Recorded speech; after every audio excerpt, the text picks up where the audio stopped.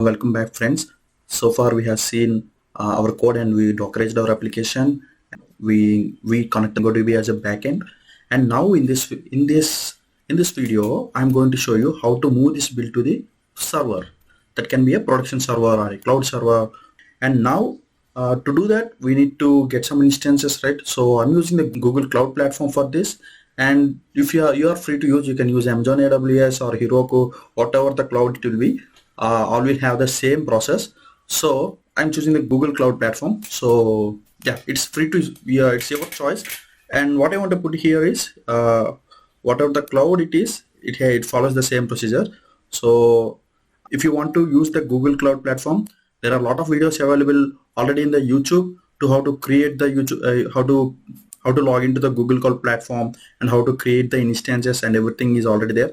So I don't want to include that again. So for the sake of time, I'm just starting from here. In case if you are not sure about it, you can simply Google search. They have a lot of results are already there.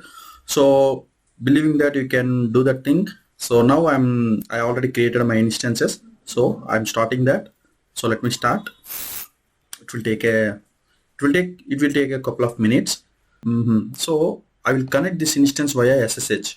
In Amazon AWS, I'm not sure it is provided directly. We have to download our footage and we have to download our .pem file, and we have to convert that into PPK. If you are logging from Windows, we need to connect that into .ppk file, and that's a small procedure. That's okay. Here the Google is providing directly SSH over here. I'm not sure Amazon is also providing or not.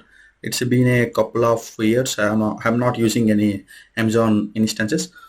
Okay, let me quickly launch SSH from the browser session itself.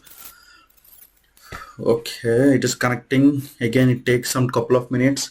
Yeah, here you can see the system information, right? See, this is Ubuntu 20.04 LTS, and you can see I am using system load, and of course I am using 20 GB only for the sake of billing and everything. 20 GB is more than enough for me. 20 GB of storage actually. So memory, it is about 2 GB I believe. Here I cannot see what is the memory over here. That's fine, no problem. So now what I want to show is ls, and nothing is there. And now we are going to install the Docker. Here this is the fresh instance. It doesn't have anything, so we have to install the Docker. So to install the Docker, what I told you, so we have to go to the Docker's website. So they have given a clear instructions how to install and what are the prerequisites and step-by-step procedure. So as part of the simplicity, what I have done is I have copied all this required instruction to my notepad. Here is the thing. So I'm going to share you, I will give you these instructions in the description itself. So what I do is I will copy paste one by one into our instances. To put things easy, I will copy paste. That's it. Yeah, I am copy pasting over here. Let me get update step by step. See, all again I'm telling you, all the steps are taken from this website itself, this Docker install from Docker installation website itself. That's fine. Oh, and yeah, it's done. And I'm going to paste this instruction as well, this command as well. Very straightforward installation, guys. Nothing complicated here. And I don't think there will be some issues with this kind of installation, because it's a very straightforward. And make sure that you also install the same Ubuntu image. That is the one thing I want to keep it clear. I'm sorry about this. Okay, and where we are here, and we are done with this, and we are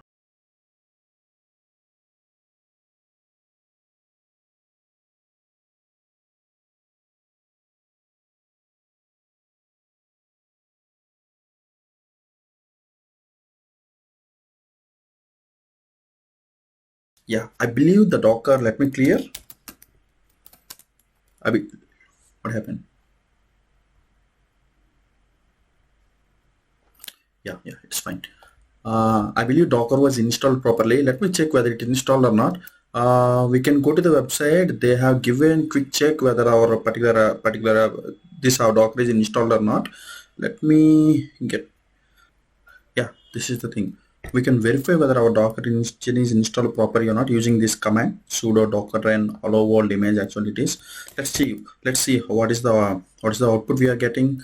Based on that, we can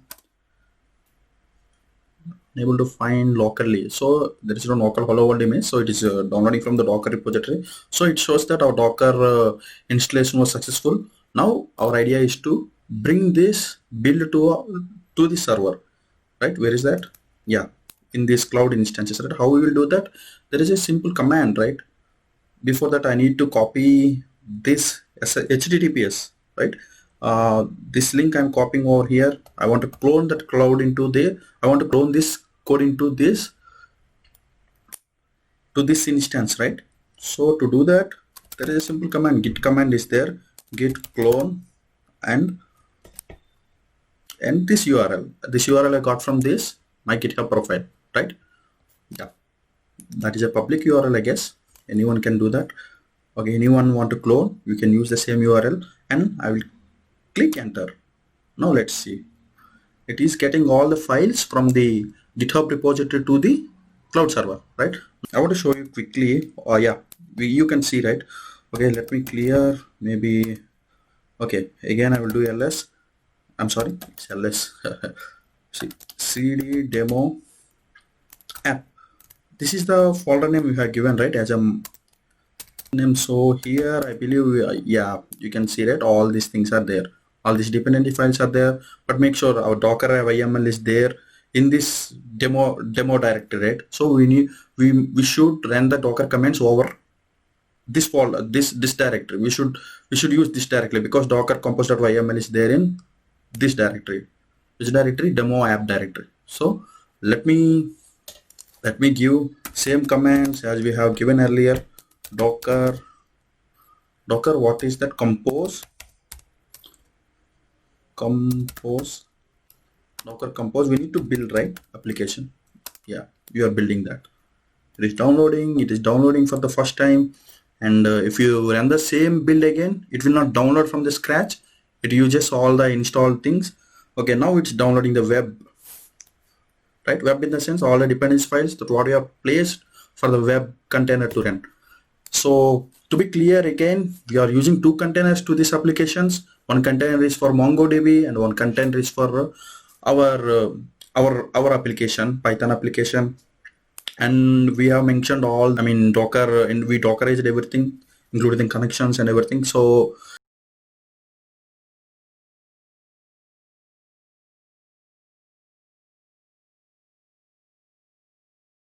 yeah, one thing I would like to cover, actually, when you are Dockerizing the application, make sure, not here, is that yeah, make sure in our requirements.txt file, make sure to give the version as well, right? Because for example, the library like keras, it is changing very fast, right?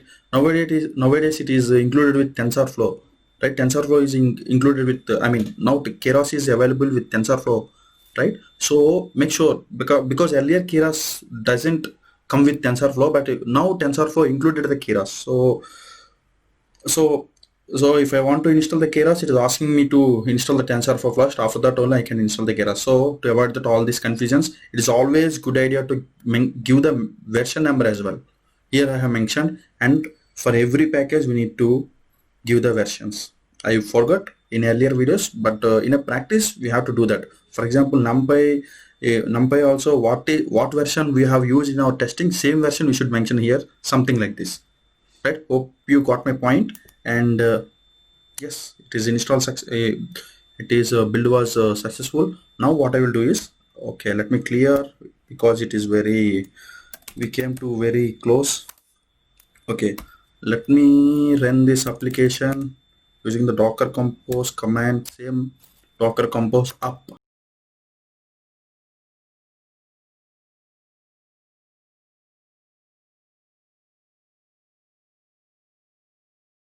Okay, now let's check. Okay, using Theon as a backend, and let's see, we required some time to up the application. Yeah friends, now it is up and running. So it is saying that it is running in its local host at port number 5000, but it is not, it is local to this server, but we are accessing the server from somewhere else, right? So it's saying that it is running as this particular IP address and particular port number. Now what I will do is we will access this application from our browser. How we will access this application? In the sense, we have to, let me go back to my instances again. Where is this? My instances.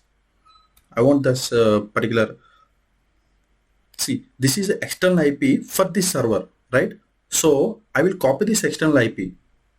Okay, here there is a direct copy option. So here this is the external IP. If I want to access this server, this is the external IP. So what I did, I have copied this IP address, and I will go to my browser and I will paste it over here.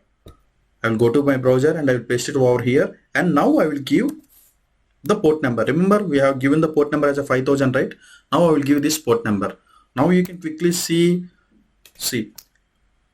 the application is running, right? So this is the, see, this is not there in our local host. You can see, right, in this application running at this particular server at in this port. So in case for example, I mean, if I left this server as it is like this, even you can also do that from your computer. If you type this URL, even you can access this particular application. Hope you are getting my point. So let me give some my name and any comment. Showing some error. That's all grammatical mistakes. Okay, now if I want to click and check, it will take few seconds, but definitely it will get our output. So what I want to tell you is, see, moving the build to the production is an easy thing. When you have a dedicated instances, the infra team will take care of that, creating the instances and memory allocations, all the things. When you complete your testing, if your build passes all testing phase, moving the particular build to the production is easy thing. Now it is giving the output as expected. This is also same thing we have seen in our developer, I mean in our local testing. Now we have productionized this particular application and again I'm telling you, this is running on our cloud server. When you are testing your application in our local environment, we did the same thing. And yeah, one more thing I would like to show you. The thing is, yeah, I want to show you these logs. I mean, I want to show you this particular thing because we have persisted in our Mongodb, right? So I want to show you this thing as well in the server. So let me open this. This is again a SSH server from the instance itself. This instance itself, I have SSH and I have created a new session here. Where is this? Yeah, same in the browser only, as we did earlier, in the browser only. So here I want, so let me show you that how many Docker containers are running in this particular instance, right? To check that, I have shown you already. This is the command sudo docker ps, right? Okay, it's not giving properly. Let me maximize it, and here we can see, right now we can see this is the container ID. We can see 2 containers are running, and yeah, already covered, right? 2 containers running. One is for our Python application, one is for our backend MongoDB application. So I want to log into this container ID. Container, in the sense, container itself is a Linux kernel again, right? In the way of so I already covered. So since we developed this application, we dockerized this application in our Linux kernel based mission. So Docker created the Linux kernel. If you did the same thing in Windows system, Docker creates a Windows kernel. So this is a Linux kernel, right? Again, so this content, both 2 containers are Linux kernels. Let me log in. Let me go to this particular image which we have MongoDB over there. This is the name of the container for MongoDB, right? How to do that? Again, there is a command. We have already seen that, but as it is a production server, we will do that again, right? Sudo, and the command is sudo docker exe and -it, and here we have to paste the name. This is the name I copied, and here I pasted, and we have to bash. We have to give that. Now I will hit enter. Yeah, you can see right here we are we logged into this container, right? You can check with the ID. So what I want to show here, nothing will be there, right? All the basic files that are required to learn a basic Linux kernel, right? All libs and bins, all those kind of files, right? Now what I want to do is I want to launch MongoDB. How we will launch the MongoDB? Something like we will give the mongo command. If you give this command, it will launch the MongoDB. We did the same thing for SQL, right? If you want to launch the SQL in the command line interface, we'll give some command like MySQL root. We'll give with some credentials. That command is different, but here we can directly give Mongo, right? It will launch the MongoDB. Now see, it's launched. So let me. What is the DB name? I'm really not okay. Okay, using the MongoDB, you can see. Okay, show DBs. We can give the commands. Yeah, I think these first three are the default ones, and here users DB you can see, right? This is the thing we have created in our application. If you can remember, if you can check the earlier videos, this is the DB we have. It is created by us actually, right? So let me use that DB users actually. Okay, switch it to users DB. Now what I want to do, I want to query db dot okay, what is the table name? It's a capital U, I believe. Users dot find.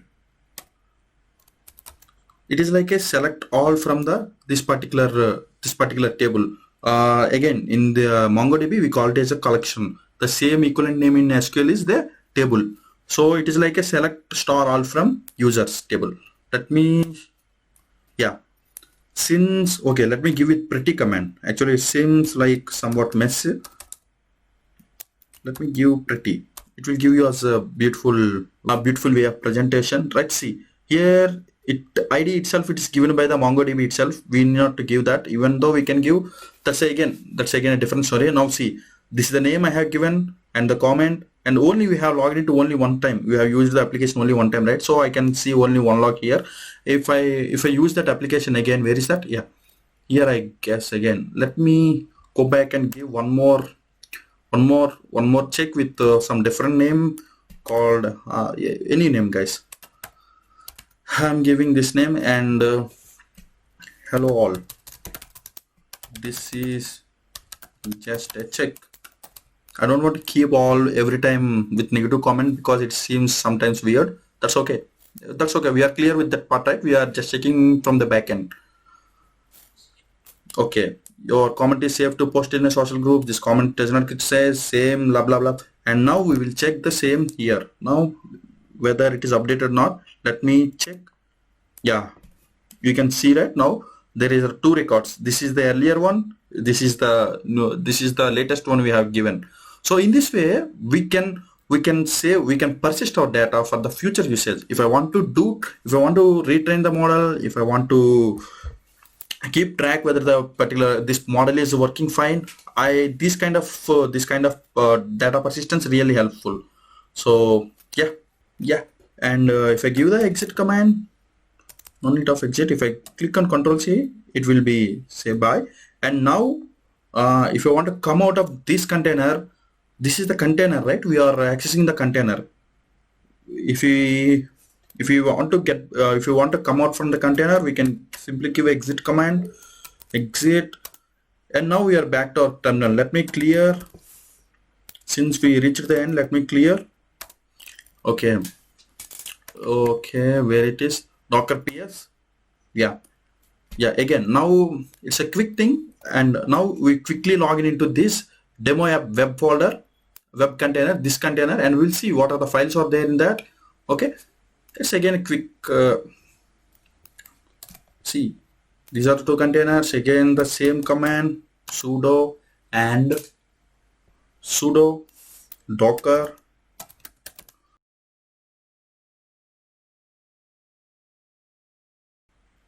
Oh my god, there is something wrong I did.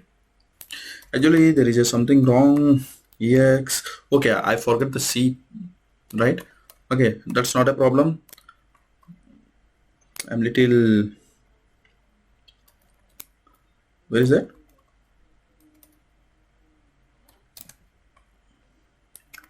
Actually, here we should place the C. This is a small typo actually.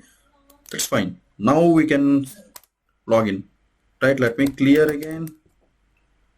Here we can see that we logged into our application, that is where all Python based this is for Python application. Here I can Python I can use Python 3 from here itself. Sorry for the typos. Okay, here if I want to import keras, can you guess what will happen? Keras will be there, but we have to use something like that. It is saying that either you should use TensorFlow or Triano.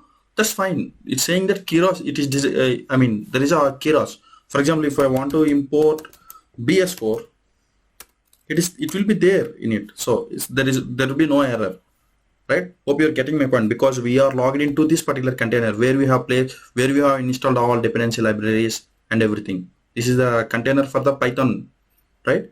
And if you want to make sure, and if you want to get some more confidence, I can show you few more files actually. ls, if I click on ls, you can see, right, all dependency files, lstm, these are all files created by us. I believe I already shown you in earlier videos, but that's fine, right? tokens.joblib and utils.joblib. In this particular environment, we have all the libraries installed. These particular libraries are installed by Docker itself. We didn't install manually, right? Hope you are getting my point, right? Again, if I want to come back from here, I will use exit command. Now here, if I hit Python 3, it will come. If I want to import BS4, it will show error. Here it is not showing error, right? BS4 is there in this container, but in this environment we don't have BS4. This is not an import error. Here when I want to import the keras, it is not an import error because we haven't used TensorFlow. We use it Triano, right? So it is asking that we have to set that variable, right? Something we did here. Okay, it's somewhere else. Hope this is not an import error. Here BS4 is also one of the packages we are used in our application. So that's what I want to show you, right? Even you can also do the same thing. This is a very straightforward way. You can create an instance and you can get the code from my GitHub, and you can also implement the same by using these following commands. What I have given, it's a very simple commands, right? Nothing is there. Sudo docker compose up. Before that we have to build the application, sudo docker compose build, and after that we have to give the up command so that the application will start running. Before that, what we have to do in the server, in the instance, in this particular instance, we should install the Docker, right? Here are the procedure steps how to install the Docker. I will leave a link. I will leave in the link, and as well as these commands in the description. You can do that. And of course, if you want to deploy something to the production, that's a very easy thing. But how you deploy, that is the main thing, right? We have Dockerized the application. We have seen how the Docker is working. We have realized the advantage of the Docker. Deploying the thing to the production is very easy, but how you are deploying, that really makes sense. That is what we focused in this set of videos. I believe you have enjoyed and you have learned something new. And if you want to use this project for your college purpose or for your any kind of purpose, feel free to use. In case if you have any comments, if you have any issues regarding the Docker, regarding the Python or Flask, feel free to use the comment section below, and definitely I'm very, very happy to help you. Thank you very much, and yeah, goodbye, see you soon.